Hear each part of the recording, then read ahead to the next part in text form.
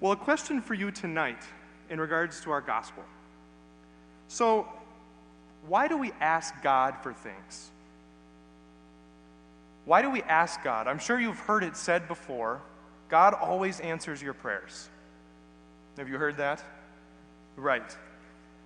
But if God already knows what we're going to say, and He already knows what we need, why do we need to ask Him?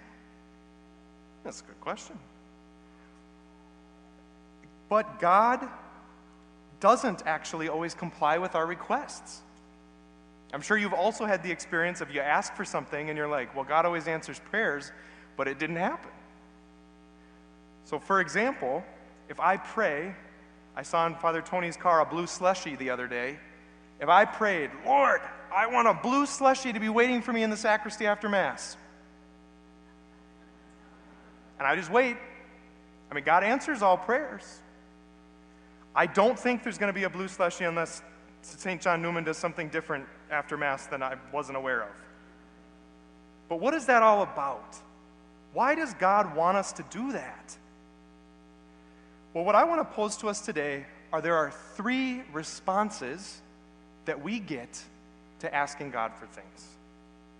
God will respond to our requests, yes, not yet, or I have something better. It's beautiful, actually. And so when we hear yes, oftentimes, I think we just tell ourselves, well, He's not going to listen to me anyways, so I'm not even going to ask. No. Father Ryan, that's not the right attitude. That is like a wide receiver that refuses to get open. The quarterback can throw the ball all he wants, but if that receiver's not open, it doesn't matter. You're never going to be able to catch the ball. The reason why we ask is so that we're actually in a posture to receive it. The reason why we open up our hearts is so that God can actually give it to us. It actually increases our desire for God to give us what He wants. And sometimes He does say yes. Like in the gospel tonight, my daughter is sick. My daughter is dying. Please come and help. And He said, yes, I will. Talitha cum, she rises and she walks around. So we need to have the faith. So many times He does say yes. Now there are other times where He says not yet. In my own life, it can be very mysterious sometimes. Like, okay, I'm asking for this, but it doesn't seem like it's coming. I would ask God as a kid all the time, what do you want me to do when I grow up? I'm an 8-year-old kid. What do you want me to do when I grow up? What do you want me to do? Just hope in the heavens. Let me know. I'll do it. If He would have told me as an 8-year-old that I would be a priest, I think I would have freaked out. I don't know if your parents ever told you. My parents are here. They're like, again, stop preaching about me. But they would say, I should give you what you ask for sometimes. As a kid, you ask for these things, and they're like, no, that's actually not good for you. Or it's not good for you yet to know that. But that's the thing that God says to us. He actually has the full scope of what's going on. He has this beautiful large view, and so sometimes, even though we're asking for something, He says, not yet. Not yet. God waited until I could receive my vocation in a good way.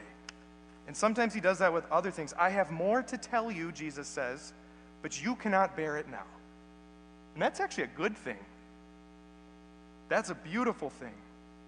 It's like the song says, I lean not on my own understanding. My life is in the hands of the Maker of heaven. So we have yes, not yet. And the final one I want to point out is, I have something better for you. This one takes a lot of faith. If we view history, all of human history, from the time of Adam and Eve until the very end, it's not only one chapter of one book, of one series, of one volume, it's this huge, long, beautiful story. And you and I here tonight, we are on one line of one chapter in one book. We don't know the plot perfectly. We have an idea. but the Lord himself is the author. And this requires trust. This is hard. This is not me saying that that's an easy thing.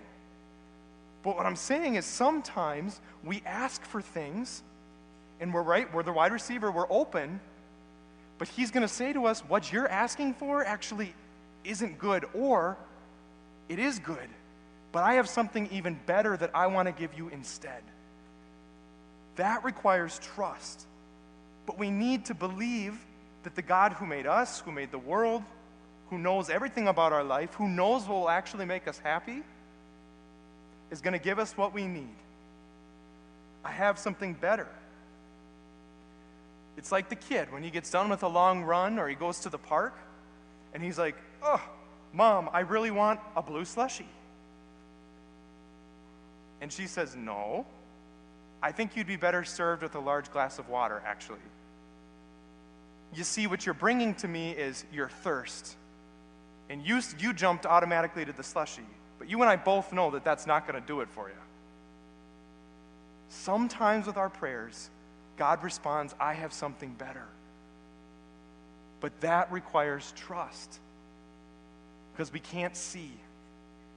And so my encouragement today is just to ask God, is there something in your life, a healing, a conversion, maybe of yourself or someone else, a job, whatever it is, and if that thing is coming to mind right now, that's it. I'd invite you to bring that to God and ask him. Ask him in the position of the wide receiver being open. Lord, I'm going to ask you for this. I want X, Y, and Z. I ask that you'd give me that of your goodness. And Lord, I trust you. However you want to answer that prayer, I know that you will.